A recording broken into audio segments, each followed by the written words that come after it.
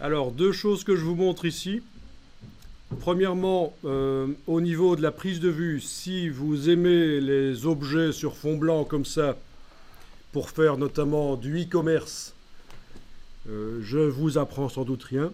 Il existe des systèmes que vous pouvez acheter ou fabriquer vous-même, qu'on appelle des lightbox. Voilà quelques exemples qui vous permettent de photographier sur un fond blanc.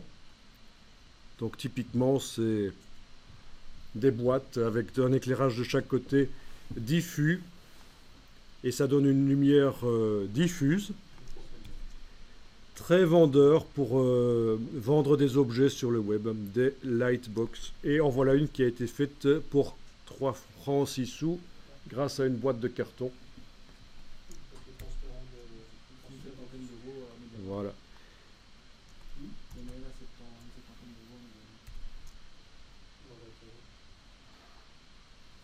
Donc voilà, plutôt que de photographier vos objets sur un fond texturé et de faire tout le processus qu'on a fait manuellement, vous pouvez directement à la prise de vue obtenir ce résultat-là.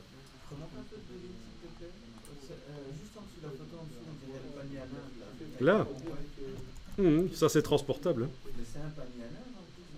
C'est un panier à linge. Ah oui, c'est pas mal ça.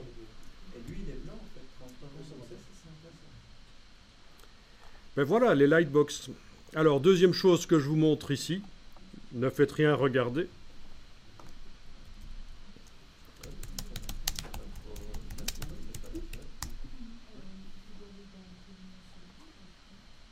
Voyons, prenons autre chose qu'un désert de temps en temps si on arrive à trouver quelque chose. Bien.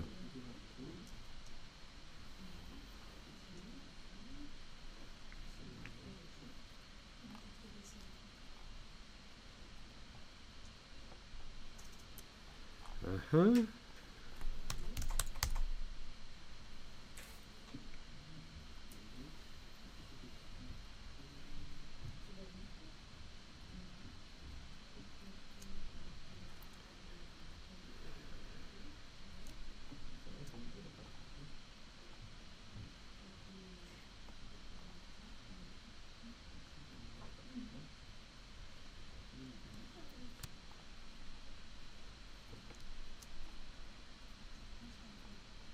Pas celle-là, parce qu'il y a une ombre projetée, ça n'ira pas. Bon, ok. Alors, qu'est-ce qu'il me fait? Je fatigue aussi, il faut dire. Hein. Ok, allez, voilà. Bon, voilà la rivière. Tiens, peut-être que la couleur a changé. Je vais attribuer le profil sRGB. Oui, c'est un peu mieux. Ok. Donc, vous pouvez transporter le loup et ses ombres très facilement. Il suffit de mettre le tout dans un groupe.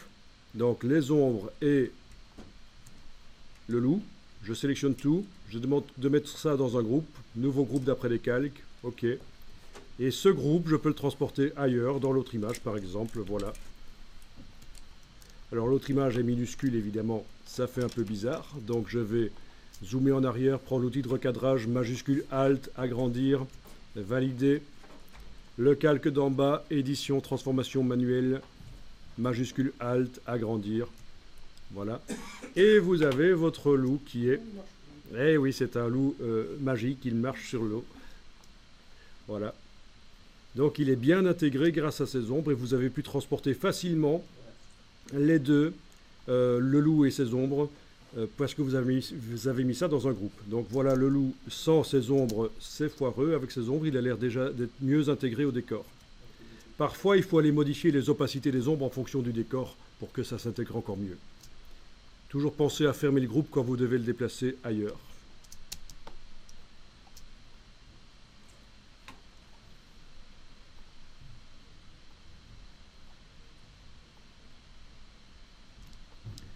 Ok. Ça, c'est ce qu'on vient de voir ici, c'est vraiment l'essentiel, c'est le b.a.-ba du photomontage Photoshop en fait. Hein. Déjà de ne pas réduire le sujet parce que le décor est trop petit, entre guillemets. de faire des ombres pour intégrer, mais pas nécessairement toujours des ombres projetées. Quand on est dans un décor avec la lumière diffuse, des ombres diffuses, ça suffit tout à fait. Voilà, c'est vraiment la base du photomontage. Et puis après, il va falloir amener ces deux choses-là dans le même monde grâce à des calques de réglage.